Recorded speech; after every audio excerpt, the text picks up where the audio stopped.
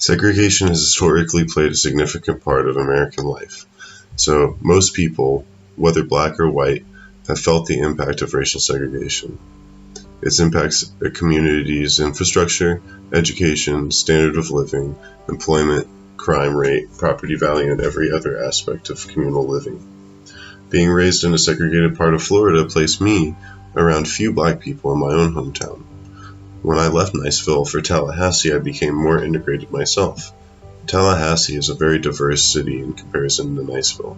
As I learned about people who I was becoming friends with, I began to realize there wasn't a big difference between people, but that certain groups, especially those segregated from one another, developed false stereotypes as a means of understanding perceived differences perpetuated by cultural and personal misappropriations.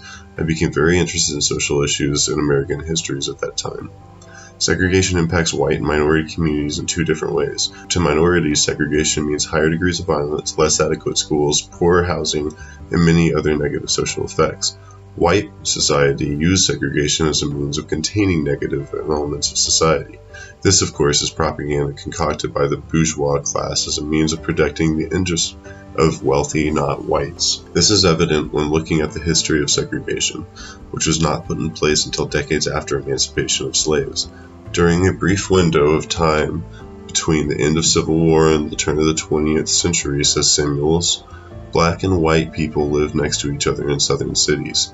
Blacks, most of whom were amongst the poorest members of society at the time, and poor whites had begun to partner up in defense of their mutual interests, mainly the interests of economic equality, better working conditions, schools, and infrastructure. This alliance was doomed, says Samuels. White elites cast out of power and facing policies that threatened their economic hold on the state, launched a campaign that they knew would drive blacks and whites apart. They called it a campaign of white supremacy and sought to unite whites of all economic backgrounds in hatred of black people. The efforts of the white elite culminated in the 1920s during the infamous Tulsa City Riot. Tulsa was an affluent black majority business district known as the Black Wall Street of the South. This Tulsa race riot represents the epoch of calls for segregation. It was a brief eruption of mass violence. According to the Historical Society and Museum, 24 hours after the violence erupted, it ceased. In the wake of the violence, 35 city blocks lay in charred ruins. Over 800 people were treated for injuries, and contemporary reports of deaths began at 36.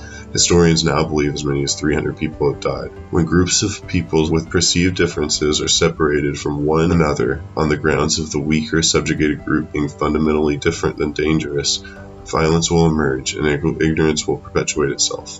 It's a myth that segregation's only negative impacts, however, are felt by minority communities. Though blacks and Hispanics, or the racial groups, are the most negatively impacted by segregation, research is suggesting that the impact is felt by the entire cities, not just minorities living near them. According to Childs, if Chicago, the fifth most racially, economically segregated city in the country, were to lower its level of segregation to the national median of the 100 cities lower, it would have a profound impact on the entire Chicago region, including raising the region's gross domestic products, raising incomes, and lowering the homicide rate. However, this isn't the narrative we've been told about segregation. It is easier for whites to support segregation if they believe that they are its benefactors. This lie ties back to around the myth that segregation roots in history, when the truth is that it is a modern concept. To me, a clear possible solution is economic reform, helping impoverished Americans, regardless of the color of their skin, to afford a decent and happy life.